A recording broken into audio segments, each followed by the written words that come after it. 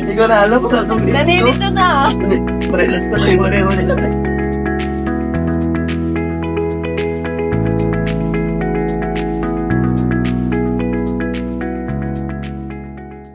Nalilito na ako.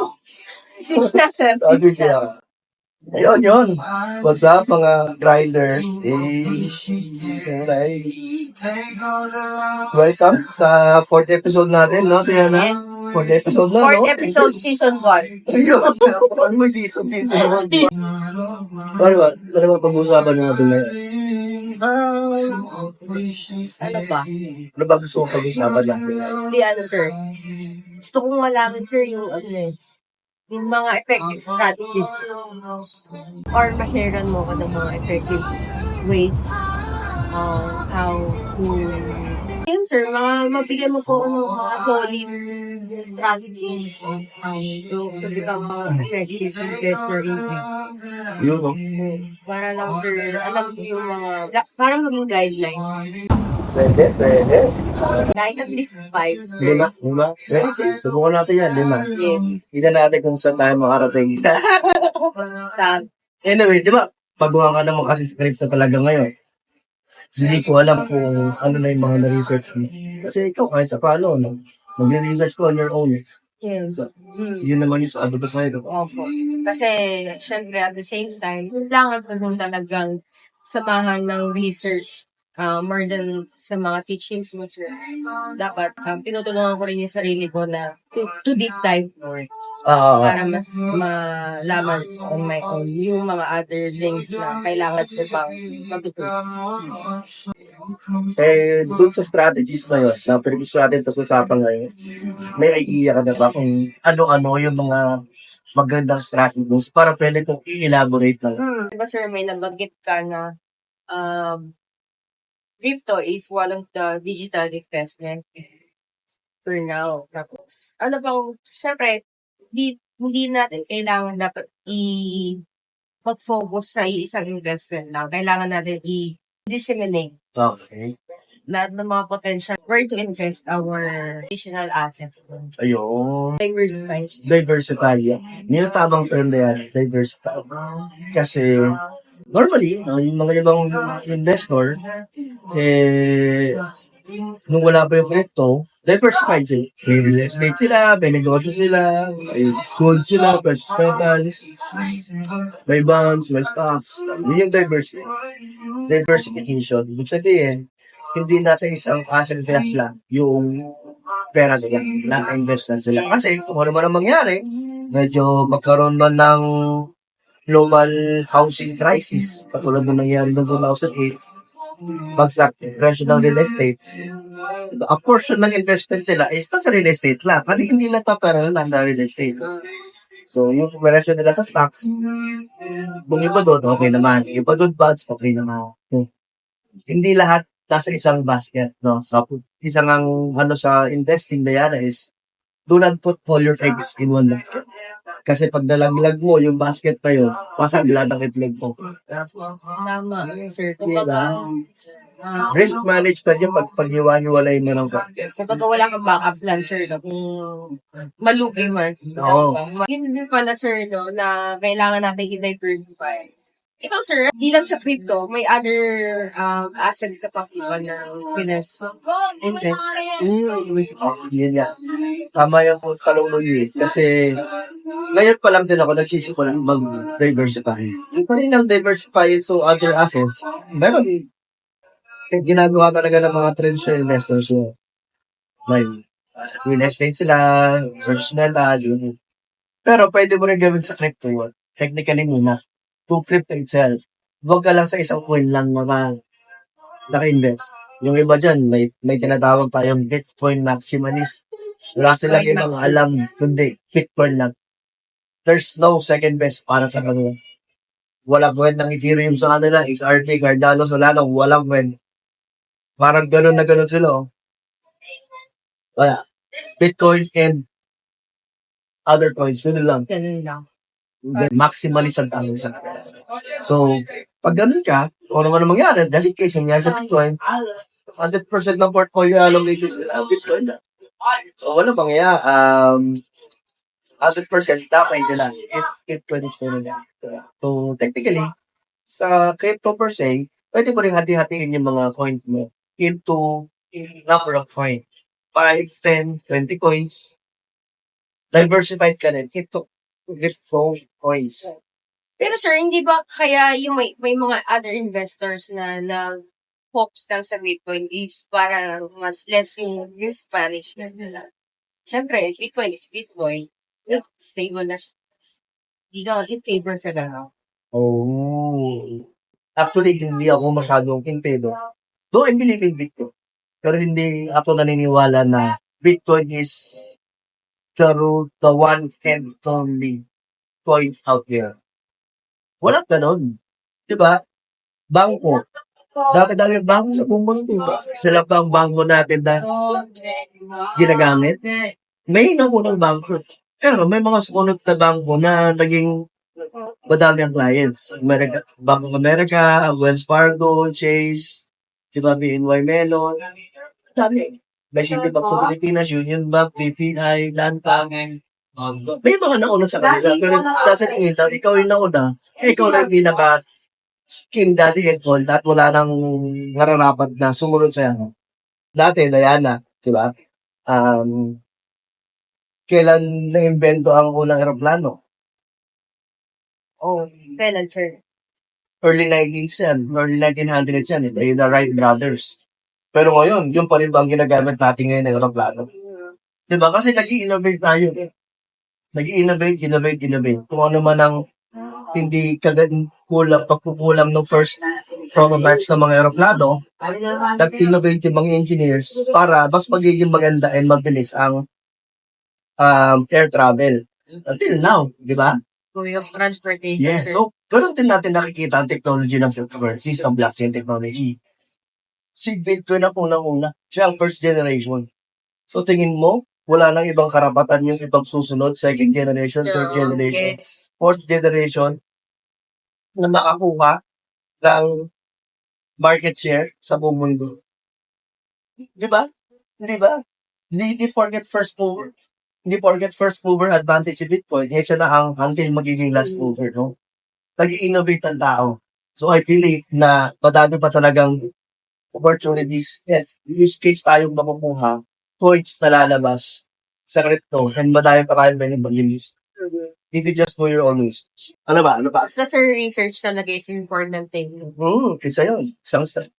Una, diversify. Pangalawa, research. Not stress it enough, Diana, yung research. Kasi, hindi ka magkakaroon ng informed decision kung wala ka nang pinabasa, kung hindi mo ini-inform yung sarili mo kung ano pa yung do's and don'ts, tips and tricks na kailangan gawin, advantages, disadvantages. Di ba? Saka sir, it's also one way to arm yourself na, syempre, alam mo yung pinapasok mo. Na alam mo yung ginagawa mo, alam mo kung saan mo inilalaan yung perang, di ba, pinaghirapan. Kasi nga, knowledgeable ka kung saan mo i-invest yung coin. Yes. Hirap yung blindly investing into the unknown. Di ba? Kasi, pera po yun eh. Kinaghirapan mo yun. Tapos, invest mo lang dahil sinabi na ganito, sinabi na ganyan. Yeah. Mga hearsay. Hearsay. Tapos, Uy, di mo invest man ka lang, dito. di mo lang malaman kung bakit ka nga mag-i-invest, kung bakit ba siya maganda. Without even knowing kung ano talaga yung technology. Dami pala mga red flags out there, di ba? Isang way din yun. Pero sir, paano naman kapag, siyempre hindi naman all the time, di ba? Talpak ka lang natin. Invest ka lang natin. Invest mo sa that specific. Paano kung alam mo na yung performance niya is declining na? Unahan ko na ba na buwan nila yung pera ko or tuluyan na siyang ma-zero? Yung, di ba? Parang prevention is better than cure. Parang gano'n. Ang tanong dun is, sigurado ko bang masisirap siya? If bakit bumaba ang value, let's say si Bitcoin, bumaba ang value from 100,000 2 weeks ago, tumaba siya to 80,000 2 days ago. Bumagsak siya ng 20% technically. Ibig sabihin, tingin mo doon, pagsisira mo siya. Hindi, depende eh. Kung wala kang conviction doon sa coins na pinag-investan mo, talagang ganun yung matatakot ka. Ganun at ganun talaga ang mararamdaman. Dahil hindi mo alam kung malakas or mahina yung kabayo mo. Wala kang tiwala eh. Pero, bakit ka nag-invest in the first place? Right? May reason kung bakit ka nag-invest. Pero kung walang rason at blindly nag-invest ka, yung blindly investing, malino yun. Doon pa lang. Diba? Pero, hindi biro na pag-blindly invest ka. So, kung naniniwala ka sa coin na pinagtalpakan mo, like Bitcoin, XRP, Cardano, Ethereum, Solana, yung mga mainstay coins na, yung mga malalaki, mga bigatin, bumagsak ng konti yan, negative 30%. Hindi ka dapat face out. Hindi ka dapat talaga. Kasi ang dami pang tsansa na paangat ulit yan. Kasi dapat long term ka. Kung investor ka, long term dapat ang thinking. Hindi yung short term. Kumbaga, sir, dapat emotionally stable ka. No matter what, kung ano yung maging nangyari dun sa charts ng point to pinag-invested mo, dapat hold your emotion. Kasi nga, in the first place, is nagtiwala ka dito sa point. Yes. In the first place, before putting money sa isang coin, kailangan yung conviction mo maganda, matindi. Hindi yung tumatalpak ka lang ng bahala. Anyway, doon pa lang may problema na yung investment thesis yung pag so, before blindly investing, do your own usage pa rin ba? Yun yung pangalawang. Pero ikaw, sir, di ba? Since na academic incline ka talaga, yung point talaga na parang one of the top point mo is yung Cardano. Yeah. Kasi nga, personally, is ikaw, alam mo talaga na, ay inaral mo talaga kung ano yung technology mo dati. Yes. Yun ang advantage ng nagdo your own research. I've researched din pala, sir, na one of the best strategy in crypto is fundamental and technical analysis. Siyempre, sir, I think mas makakapag-expound mo. So, dun sa difference, may iba't ibang traders kasi, iba't ibang investors na yung iba tumitingin sa TA or technical analysis, hindi yung mga charts, tingin-tingin, support, resistance, trend lines, parallel, di ba, bull flag, yung daming ganyan eh. Dinabasan nila yung RSI, MACD, and all other technical indicators. Yun yung technical analysis na based sila ng decisions nila kung ano sinasabi ng graph, kung ano sinasabi ng mga technical indicators sa Meron din namang ibang classes ng investors is yung fundamental analysis and yes, fundamentals ibig sabihin yung normal na current events out there. Kung ano nangyari, kung anong magyera sa ganito, bagsak ang stocks na ganyan, bumagsak ang aeroplano ng ganito, ng Boeing 747, babagsak yung airline stocks na ganito. Yun yung mga fundamentals. Current events, sir, talaga. Yes, meron events na lang. So, kung nung early this year, balita na susuportahan ni Trump yung MAGA coins, yung Make America Great Again coins, yung mga fundamental investors, bumili na ng mga MAGA coins. Kasi, hoping sila na puputok talaga yung balita na yun. Gets mo? Na mag-appreciate yung value. Kapag totoong sinuportahan ng Trump. Right? So, yun yung fundamentals. Ngayon, diba, kanina lang, kagabi, nag-release na sa Twitter ng official, si Trump. Yun, sobrang nag-pump si Bitcoin, Ethereum, Solana, Top 5, XRP, Cardano, top 5. 5 MAGA coins. Right? So, yun yung sabi na fundamental traders. Pero, kung titignan mo yung fundamentals ng yung technicals ni XRP and Solana and Cardano, pabagsak. Di mo makikita na bigla silang aakyat. Di ba? Oo. Kasi nakikita ko sa mga technical traders sa TikTok yun na, hindi na, talo na ang bulan, wala nang bulan ngayon. Dahil yan dito sa charts na ganito. Kumbaga, sir, yun yung basis na eh. Yes, Yung yung charts lang, oo. Pero di nila kina-consider na, uy, may fundamental analysis pa naman talaga na pwedeng i-consider. Pwede ba yun pagsabayin, sir? Yes, pwede. Yun yung mas maganda. Dapat dalawang checkmark. Pag nag-checkmark ka sa fundamentals, good. Checkmark ka sa technicals, good. Yun ang magandang strategy, decision na, hoy, invest ako dito. Kasi dalawa nakuha na. Pero kung technical trader ka lang, basta maganda yung technical analysis mo, invest ka agad, trade ka agad. Either sell ka or get ka. Depende lang sa technical analysis. Kumbaga, sir, yung mga parang yung fast track lang na investment, ang top analysis na ginagamit nila is yung technical analysis. Iba kanya-kanya sila eh. Ako, I'm not a technical analysis trader talaga. Kasi sir, long-term investment. Long-term din naman ako eh. Wala akong masyadong pake dun sa on a monthly. Kahit Yun yung yearly basis mo na ganun, hindi eh. Kasi long-term talaga ang gusto ko. Buy and hold lang.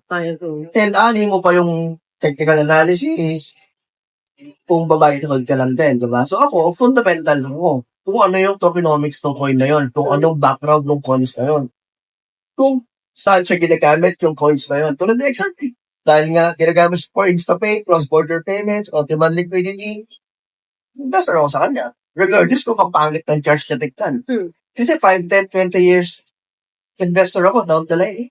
So, hindi ko masyadong gagamitin ng technical analysis. That's for me lang, di ba? Pero, to each his own pa rin. Merong iba dyan na talagang trader. Yun. Depende sa Respect my opinion nila. If objective nila, objective ko, hindi mo pwede pagkumpara. Yeah, so, kanya-kanya tayo ng risk tolerance.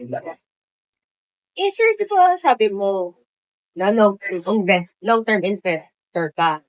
For example, nag-pump yung isang coin na pinag-investan mo.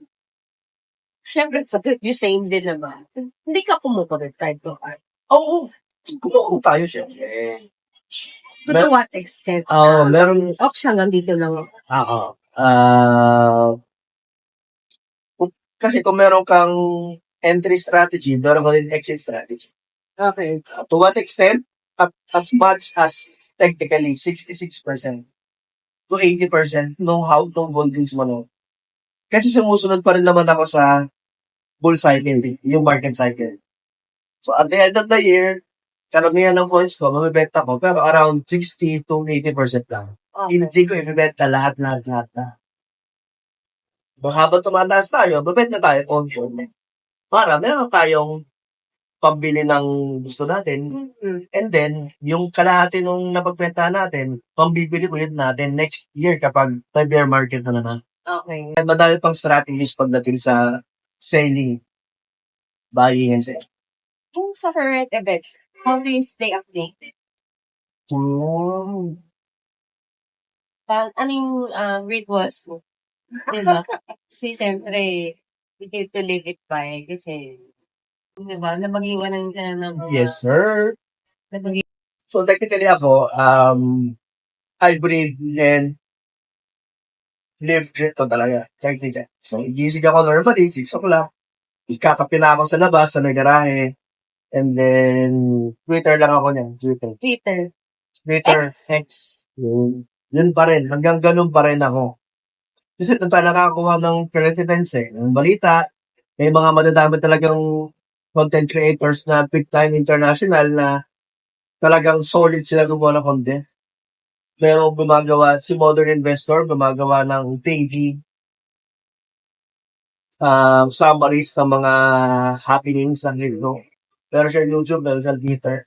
Si Altcoin Daily, meron din. Daily vlogs din siya. Mga 10, 15, 20 minute vlogs. Dami, si Landy, kung titignan. Si Wolf of Wall Street. Si El Professor ng gumagawa ng mga charts naman about sa altcoins. So, doon ako nakakakuha ng content. Doon ako nakakakuha ng information kung anong magandang gawin ngayon. Ang dami, lahat talaga. Pero kailangan talagang mag-involve ka. Kailangan mo talaga mag-visit. Kailangan mo magbasa. So, ganun pa rin ako. Twitter and YouTube ako. Knowledge is power, sir. Knowledge is power. Para alam mo yung ginagawa. Hindi yung bulag ba at yan ang alam mo yung kalang bahala. Pero yan eh. So, syempre, kailangan updated ka lagi. And doon naman sa mga grinders natin, di ba? Mga recommend natin sa kanila, di ba? Makinig sila lang makinig kay Quiet Kanyes. Pero no. Scared na kayo, guys. And soon, sir, magkakaroon na tayo ng Spotify. Yun ang Spotify na daw. May Quiet Let's Kanyes. stop Spotify. Quiet Kanyes, next Kanyes. Lumigay, no? Yes. Anyway, yun lang naman. Pa-ukiti tayo. And then next time naman, good wrap up lang naman tayo ngayong quick podcast lang natin dito sa sponsor pala natin. Si Tom and Tom's dito sa Caltex SLEX. And dito sa Caltex gas station sa may NLEX. Pauwi na kami naman sa Manila eh. Kasi kaya pag-ikot kami ni D, hanap kami ng spot na pwede may iba naman, di ba? Minsan sa UP tayo, no? Ay, Mas presko. favorite ko. Sana lang tayo camping chair, tapos pwede na tayo doon. Mag-jog tayo, sir. Tennis tayo. Tennis ka, sir, habang nag-grip. Ako na gano'n. Ingaling ka na. Anyway, ano pa eh, inaalam-alam pa naman natin yung magandang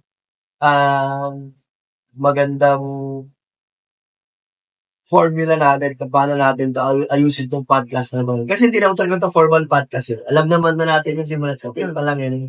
May inuman. May Tamang kwentuhan lang talaga pagdating sa podcast para lang may mapag-usapan about kumbaga, sir, nandiyan ang camera, pero ganun pa talaga tayo mag-usap. Gandun. Even without the camera. Yes, exactly. Yun yung camera. And para mas yung mga viewers natin, yung mga crypto curious dyan and mga investment curious individuals, hindi na off pa siya. Alam mo yun, na pera pa nag-usapan pa. Sila lang, hindi lang nila kengoy.